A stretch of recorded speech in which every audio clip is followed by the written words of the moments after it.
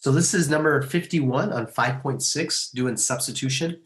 Again, there are so many different options for picking what u can be.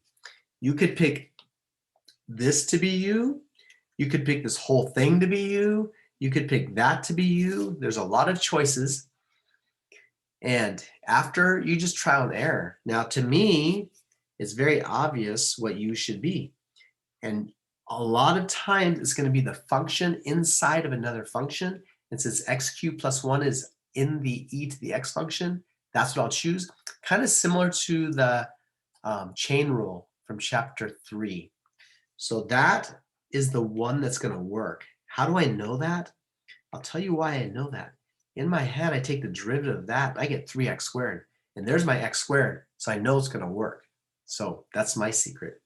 I take the derivative of both sides, and I get 3x squared dx.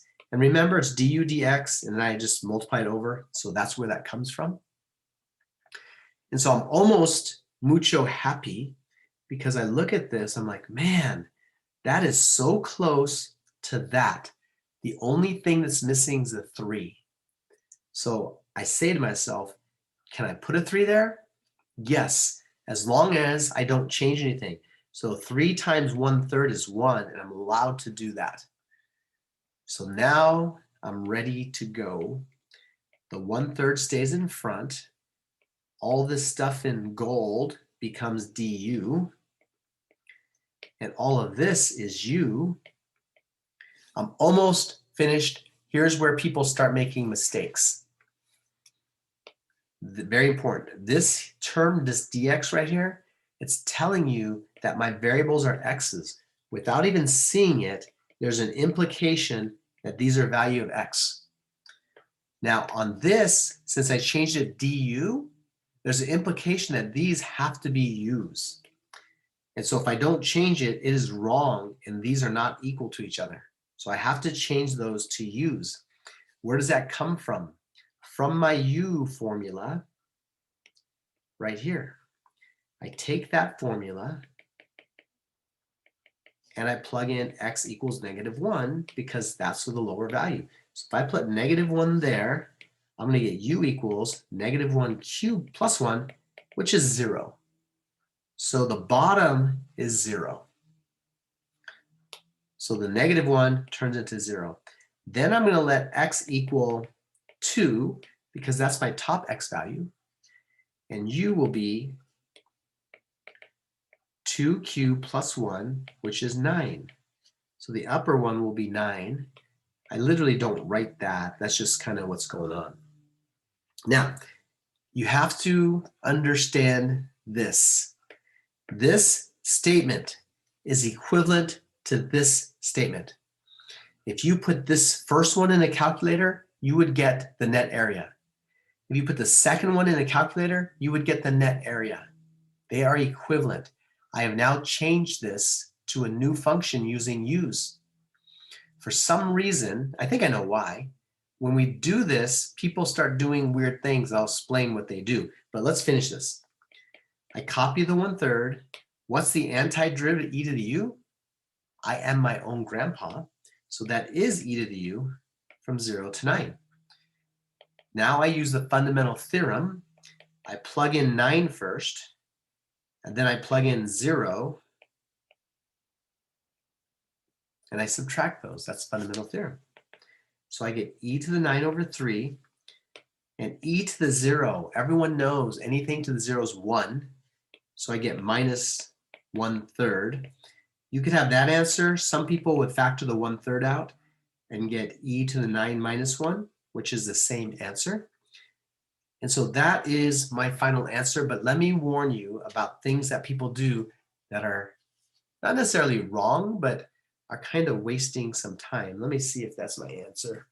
51. Yes, that's the answer the book gets. But here's what some people do. And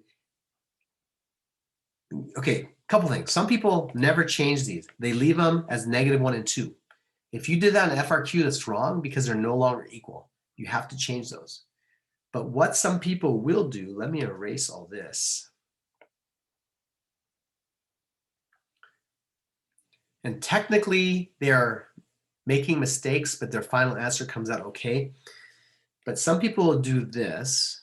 Okay, I know this, 1/3, and they will, don't copy this, this is wrong. They're gonna leave this as -1 and 2, and now it's wrong because these are now x's, and if you found this integral, it would not equal that one. So we know it's wrong. But then they'll go through this process. Okay, 1/3, I am my own grandpa, that's e to the u, from -1 to 2, and then they do this, 1/3, and they replace u with x, which is x cubed plus 1. Now, technically, at this point, it's correct because these are x's, and I change this back to an x. And if I plug this in, I will get this. If I plug this in, I will get that. So it does work. But this step here, you made an incorrect statement. Those do not equal. And so technically, you'd lose that point. Now, the moral to the story, and I told you this on the video, when you do a definite integral with the u sub, don't go back to the x. I've seen this play out in real life. Some people are dating and they break up, and the person's like, I will change, I promise, I'll be different. I won't do that anymore. And then you're like, okay, and you go back, and it's nice for an hour or two, but then it's back to normal or worse. Don't go back to the x. It's not worth it. 99.99% of the time, it never changes, it gets worse. Don't go back to the x. Stick with you, and you will be better, okay? That's my advice. So understand, this is equivalent to this. You don't have to go back to the x. Let me change these. I forgot I changed these. These were 0 and 9. Leave it that way.